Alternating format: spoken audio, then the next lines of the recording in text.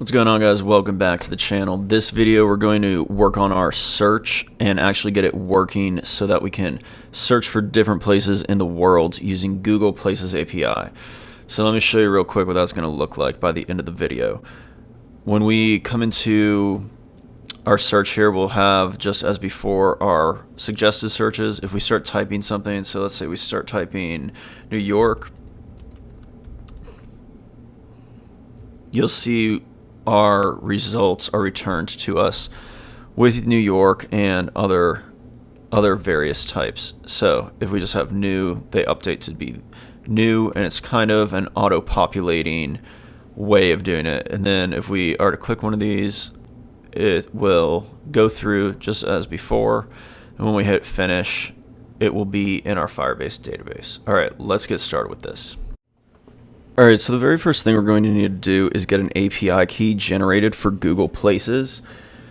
So go into the console.cloud.google.com dashboard, which is what we're seeing right here, and make sure you're on your project here, which is the Firebase project. This should already be created for you if you log in as that same Google user that you created the Firebase account with.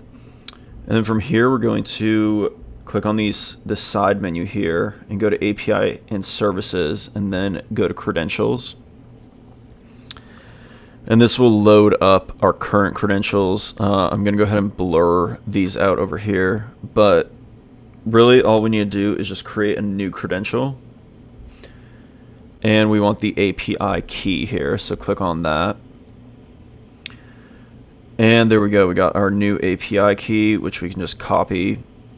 We're not going to restrict it right now, we're just going to leave it, but go ahead and copy this key over and close that. And then in here actually we could rename this API key to be our Places API key. Okay, now you can see I just renamed the Places API key there, and this is the key we're going to use throughout this video. For the rest of the video, I'm just going to display this key, and I'll just delete it at the end and regenerate it for myself. But these keys you should keep private, because if anyone gets this key from you, they can start using Google services and potentially run up a high bill for you, which you definitely don't want to see that. So keep these private. We're also going to turn on the Places API for our project. So scroll all the way down to the bottom here and go to Google Maps and then APIs. And this is going to bring up all the different APIs that Google offers. Click on the Places API and then go ahead and enable that. Now that that's enabled, we should be all set to get started in our project. All right, so now we have our API key created, but we don't want to really just use that in the general code of our project, so let's go ahead and create a file to hold that API key. So right under the lib folder, create a new Dart file, and we'll call it credentials. In this credentials file, we'll create a constant value. We'll call it the Places API key, and that's just going to equal our Places API key that we just created as a string value. Now, we don't want this to be checked into source code control. Okay, so let's go ahead and open up the git ignore and just go ahead and add this file here as well. And save our project. You'll notice that the file is still green, which kind of signals that this is still being checked into source code. So go ahead and run this one command, which is, we just need to remove from the cache basically that this is being tracked, because now we've updated our git ignore with this credentials file. So just write git, and this is in the terminal, which the terminal, you can access the terminal directly from Android Studio, or you could open up a terminal and navigate to this project.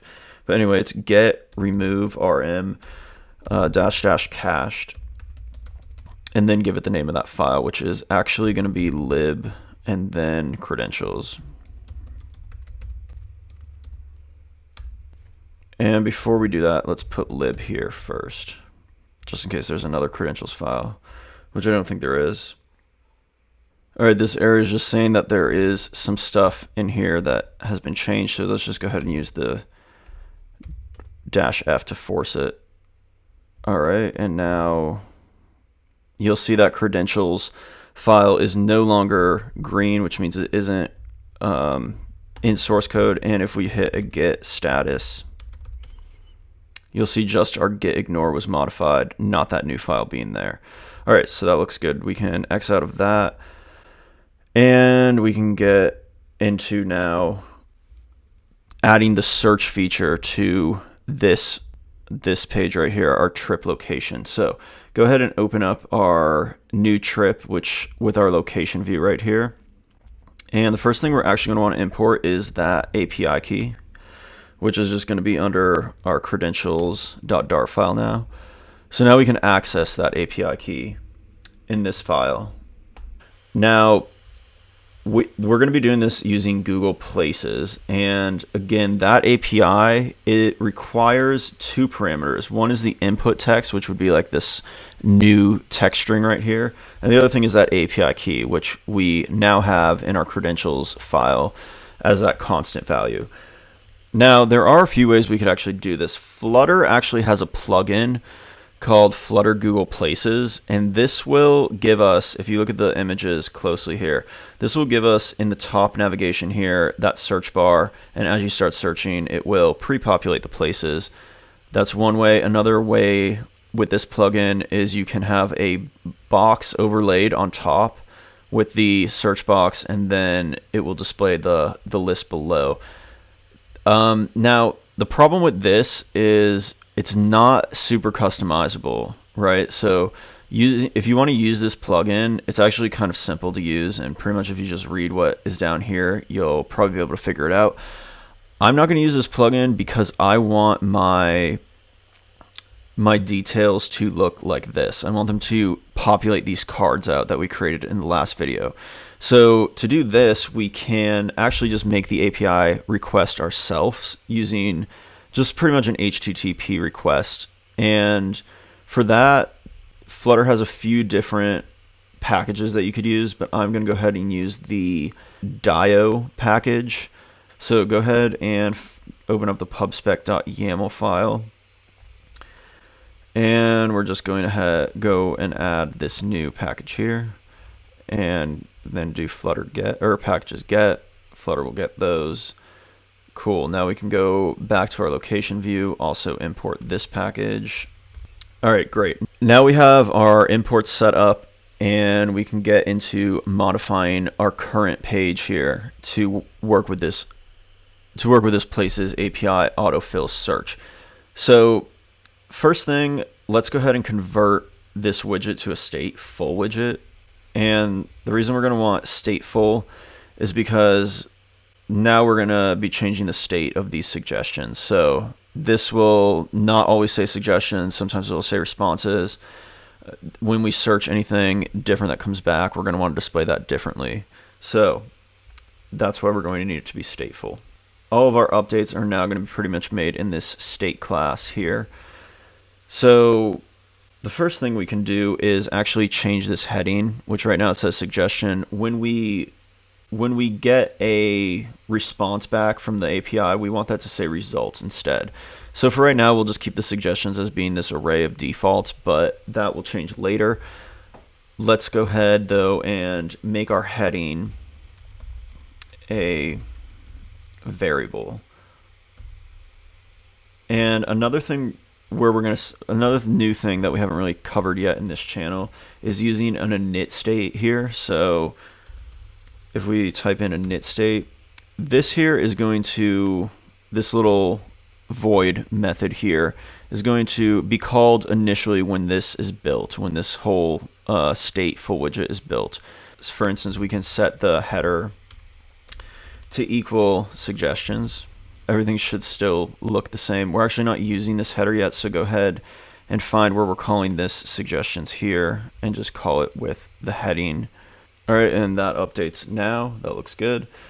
Let's get this set up so when we type in our search box, we call a method that will return some results. And when results are returned, we want to change that suggestion title as well. So let's go ahead and update our text field here, which is our search field. And what we want to add here is an onChanged parameter. And we're going to take that text, and you could actually call that anything. We're just going to call it text, but we're going to take that text of the, of that widget, and then we're going to call a new function on this, or call a new method on this. So let's go ahead and call that get location results, and we're going to pass it that text value. So you'll see this is in red because we did not create this yet. Let's just go ahead up here and create it. Right, it'll be actually a void as well, but let's create that right here, and this is going to take that string value of text.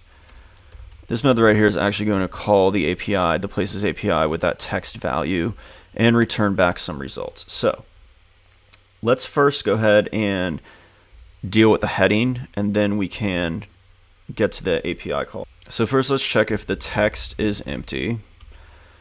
And if it is empty, then that means we want to set our heading to suggestions, and we want to then just return, because that means there was really nothing to, there was no reason to call the API. This actually we need to wrap in a set state. So let's go ahead and do that. All right, so yeah, if this is called with empty text, an empty string, just go ahead and keep our heading as suggestions and just return. If it's not, this means, this down here would mean call the API itself. That means we can pretty much go ahead and set the state here to be results for the heading. Oh, okay, move this return actually up into this if statement. So we want, if it's empty, we want to set the state and then just return out of this function. If not, then we'll set the state to results. If you notice now, as you're typing, the suggestion turns to results, but we can't actually see the text, and that's because of that's actually because of our title controller right now, the way that's set up, and we're setting it to the value of our trip title. Just go ahead and, for now, comment out the controller. We're going to be changing that a little bit later once we're getting a result back. So now, if you comment out those 3 lines, we will no longer really have our controller, but we should be able to type something, and results shows up here. Great. Now let's actually get some results. So back in our get location results method, go ahead and in between the setting of the state of results and this kind of test up here, just to see that we have some string value, we can go ahead and actually start building out that API call. The way that DIO works is we can use a get, a get method. So that's going to kind of look like this. We're going to save it as a variable called response, and it's actually going to be of type response. So it'll look like this. This is going to be asynchronous, so we need to await this. And because this is asynchronous, we need to make the function asynchronous.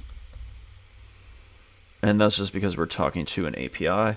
All right, so we can use DIO here, and we can just call get. And then basically right here, we can give it any string. Okay, let's create a variable, a string variable. And this will be the request, and that's going to equal the API request to Google Maps API. So for now, actually, let's just go drop that request into here, and now let's build out this request. It's actually a bit complex, so we're going to break it up into different pieces instead of just writing it all out on this one line as a string. So let's create another string variable, and we'll call this the base URL. And this is going to be kind of, this is going to be the base URL for Google Places. We want our results in the JSON format, so this is the base URL that we're going to use here. So if you look in the Places Autocomplete documentation on Google, you can see that we have 2 parameters that you can see we have 2 required parameters, which are the input and the key. So let's go ahead and set those up right now. So since we have our base URL, we can put that right here, and that's actually going to be the variable of the base URL. And then we're going to want to give it the actual input here, and that's going to equal the input that's passed in to this function. So let's go ahead and actually That's going to be this text value. So let's actually call this input. And then that's going to be right here. All right, and then after the input, we're actually going to give it that key that we created at the very beginning of this episode, and that's going to equal that places. Oh, it's actually as the variable the places API key. All right, great. And then once we have the places API key, these right now are the only mandatory required values to get a response back from our API. But there are a few other ones that we can add in. For instance, a session token. We're not actually going to cover that in this video, the session token, but let's go ahead and add a placeholder for it, just so we'll remember to come back and do that after. We will, however, add the type. And if you check on here, the type is actually, there's a few different place types. So we don't want our search to return locations. For instance, if you type in a restaurant name, we don't want that to come back in our search type, because people aren't going to really be going on a trip to a restaurant. Instead, they're going to be going on a trip to pretty much any of these regions here. So you could type in a city, you could type in a country, you could type in a state, and all of those will kind of work nicely for our purposes. So if you copy that over, we'll also make this a variable, and this will just be the type, and it's going to equal regions there, and it doesn't need those parentheses. So with this type, we can, after the places API key, if you want to add any other parameters, you can just use the @ the first parameter is going to be a question mark, and then you're going to give it this is just basic RESTful API calls. So with the question mark, this is just a variable input, and we're giving it a value. And then this is a variable key, and we're giving it the value. And now we have the variable type, and we're going to give it the value of our type, which is actually this variable up here, regions.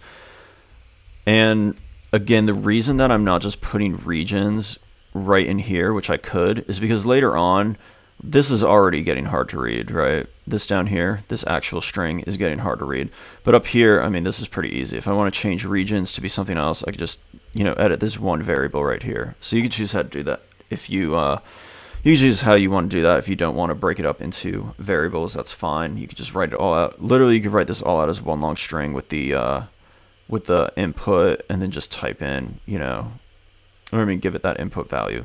But regardless, this I think is the best way to do it. So look into doing it that way. Now, at this point, we should have our response, which by default, this is going to give us back 5 locations. So we should have a array with 5 locations here.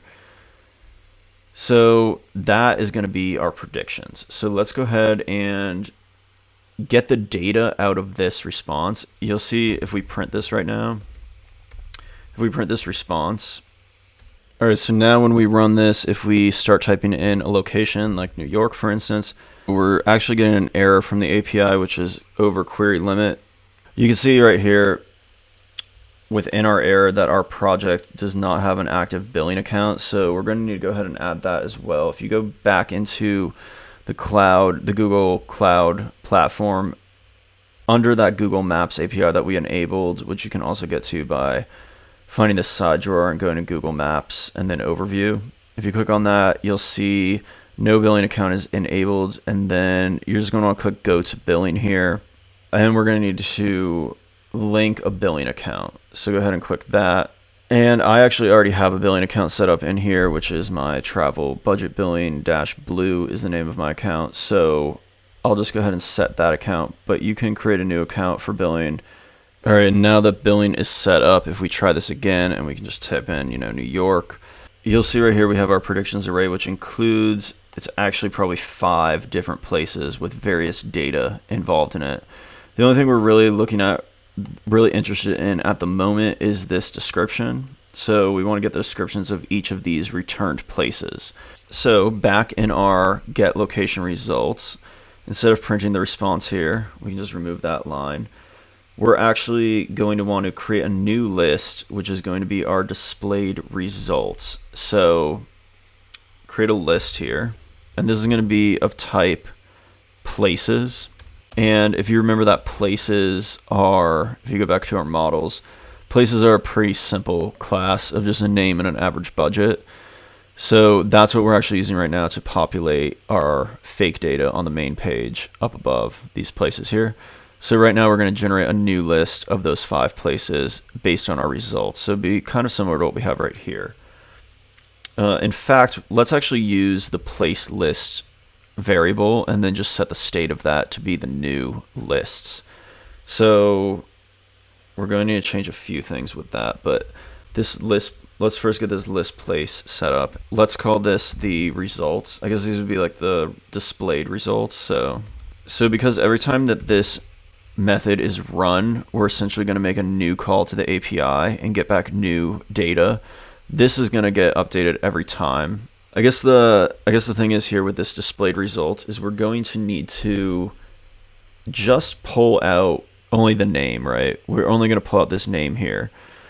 And this Places API is not going to give us the budget. So for now, we're going to just leave the budget as default 200. And later on, we'll get the budget from our own Firebase backend. What we can do is create a new variable above that, and we'll call this the predictions.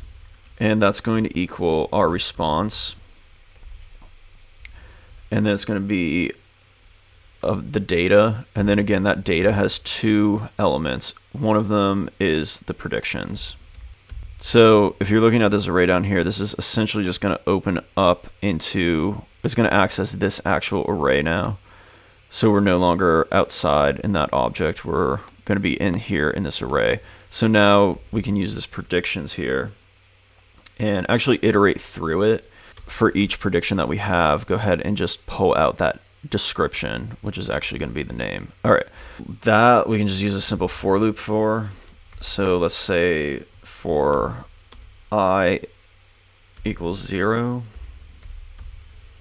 and then while I is less than the prediction length, we're going to want to increase as we iterate. Let's go ahead and create a new variable in here, and it'll be the name, which is actually going to be the predictions of I. So as we're iterating, all this for loop is going to do is iterate through this list returned. So it's really always going to iterate through 5, but it's actually 5 or less. So potentially we only have 1 or 2 results. That's why we're not going to hard code a 5 here. So this is basically going to say get the first prediction, get the second prediction, and we want that description of it. And that description is going to be equal to our name. Then I guess here we'll say, you know, this is actually going to be a to-do here. Will be figure out the budget. And then we're going to, so for now, I guess we'll just create a fake budget, right? And then we're going to use this display results list up here. And we're just going to add to it we're going to add to it a new place. It's going to take the name that we just defined from our returned results predictions and the average budget again, which we just defined as 200. Great. Now the last thing to do is just to use this displayed results once this is finished and set the state, which since we're already setting the state of the heading here, we can also just set the state of the places list. And that places list again is this list up here with our default data, and just go ahead and set that equal to the display results. Now places list we have to just define slightly differently. Go ahead and, because we have this as a final up here, let's go ahead and actually change this list to be called our, instead of our places list, let's call this our default. Or actually, this could be our suggested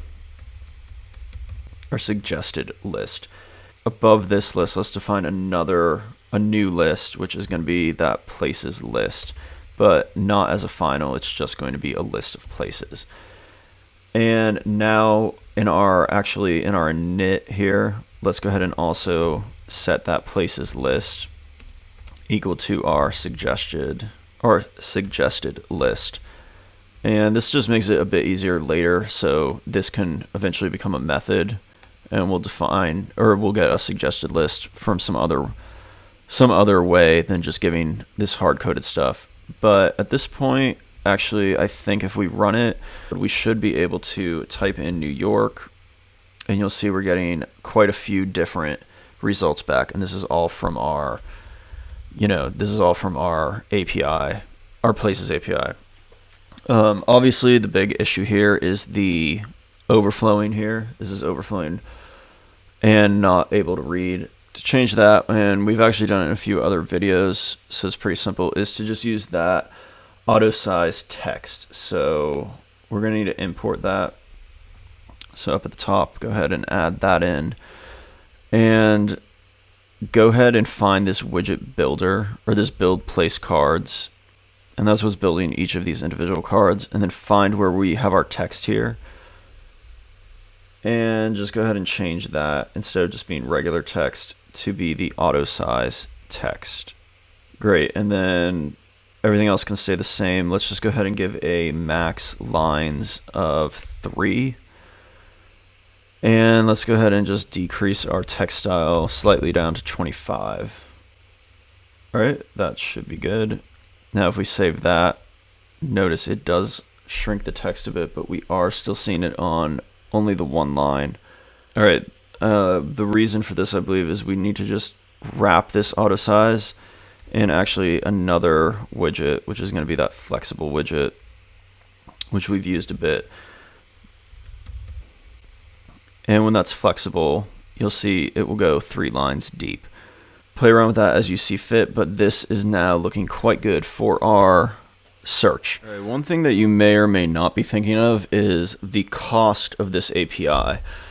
Now, Google has a pay-as-you-go policy for this API, and it's not free really, but you do get a $200 per month credit that you could use for Google Maps platform.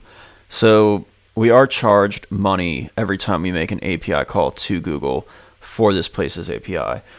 And really the best way that we can cut back on this is to obviously limit the amount of API calls, but you'll notice, like, when a user's typing, we don't need to be calling the API every single time a character changes. To illustrate this really quickly and show you a kind of a better way to implement this, let's just go ahead and add a variable. This is just going to be pretty much temporary, and it'll be an int, and we'll call it the calls, which are just the API calls, and set that equal to 0.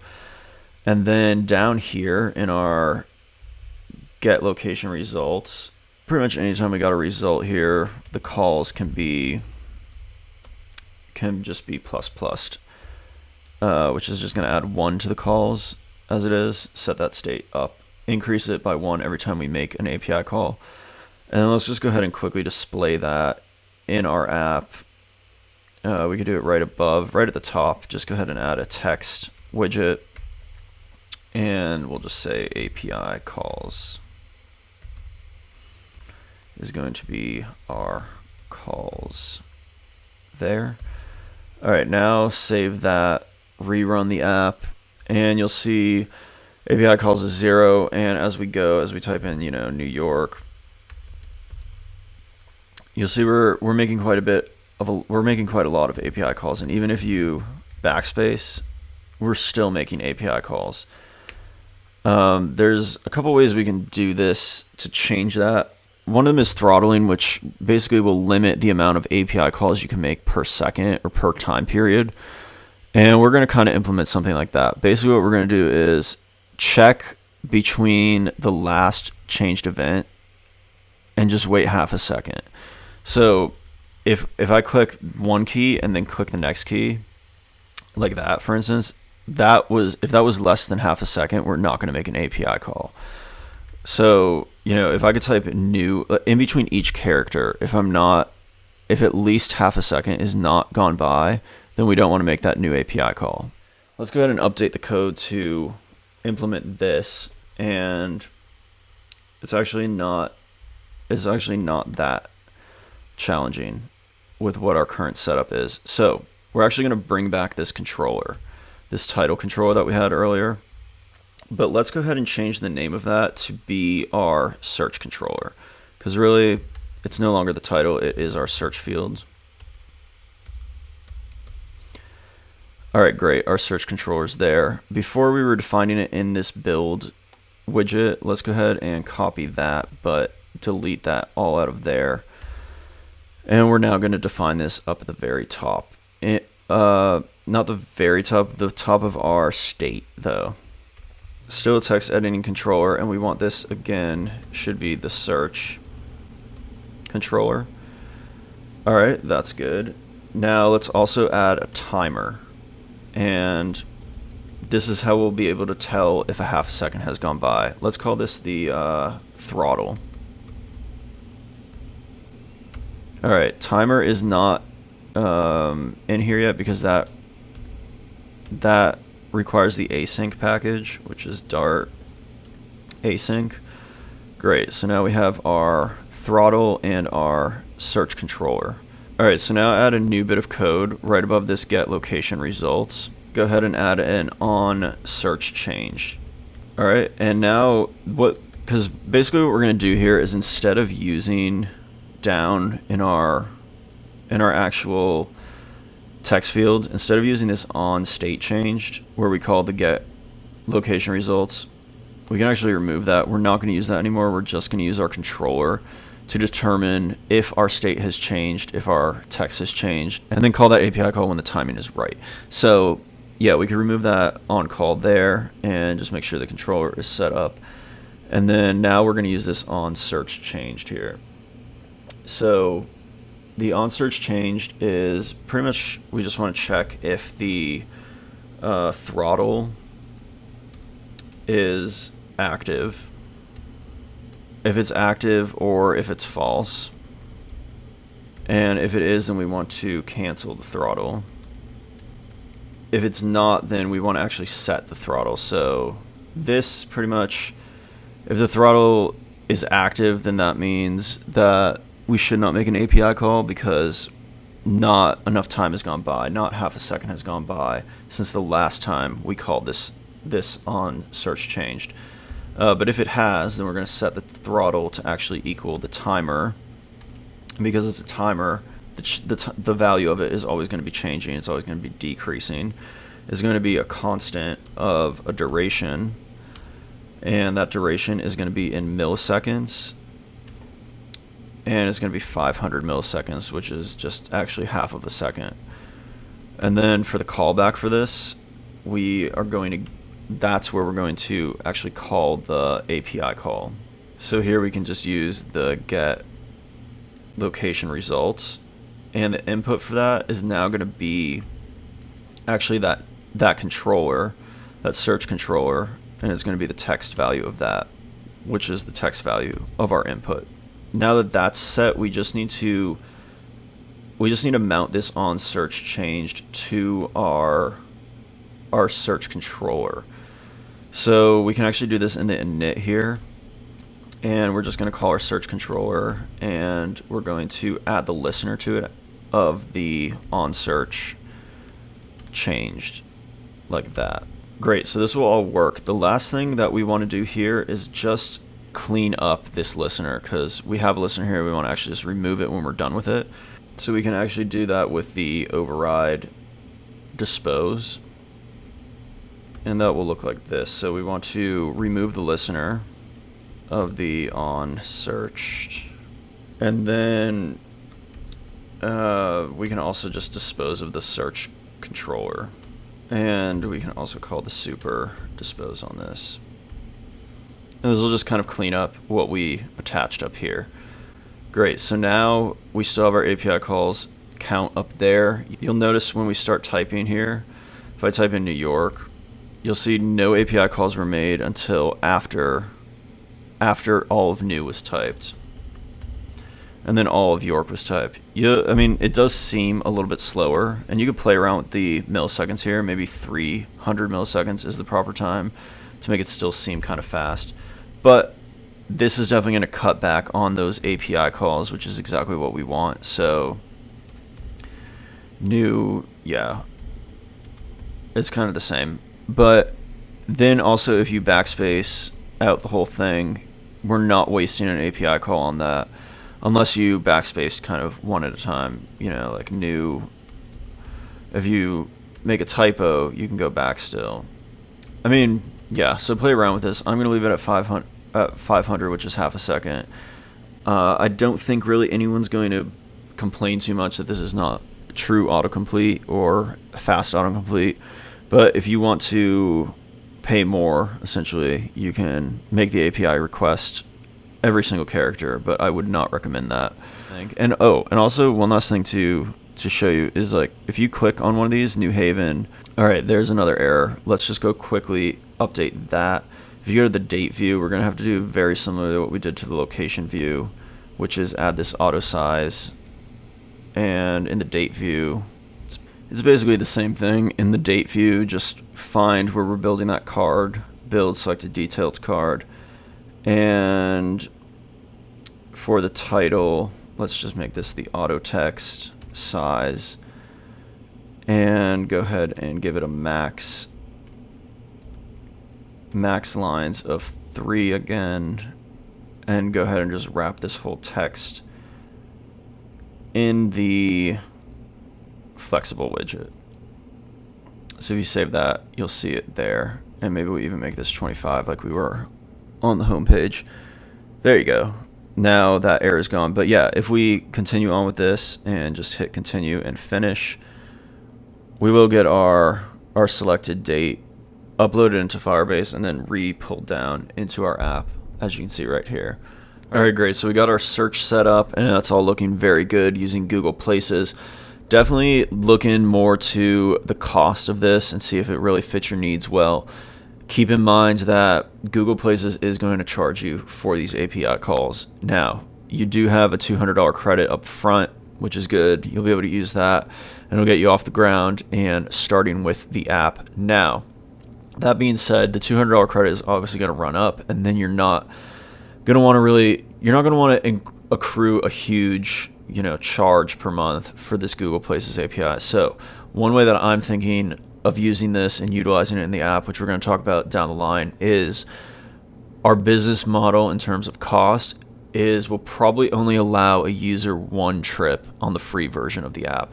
So that means they're really only going to be able to search, maybe making 10 to 20 API calls in that one search. And then if they upgrade to a paid version, which will either, not sure yet if it's going to be how they're going to be paid for it, but if they upgrade to a paid version, they'll get unlimited, or maybe we make them pay different tiers. But we'll talk about all that later. But I definitely wouldn't worry about the cost of this right now, because we will make up for that having the user pay for it later. And I think this $200 credit will get us at least testing and working. But keep an eye on it. You can view it all in the Google console, and it is interesting to just see how many API requests are made. And also, again, keep in mind that throttling those API requests. And there's different ways to do that, so look into it. And if you think you find a better way, let me know, because I'm kind of newer to that as well, at least with Flutter. So, all right, yeah, that's going to be it. I hope you enjoyed the video. If you aren't already, consider subscribing. Ciao for now.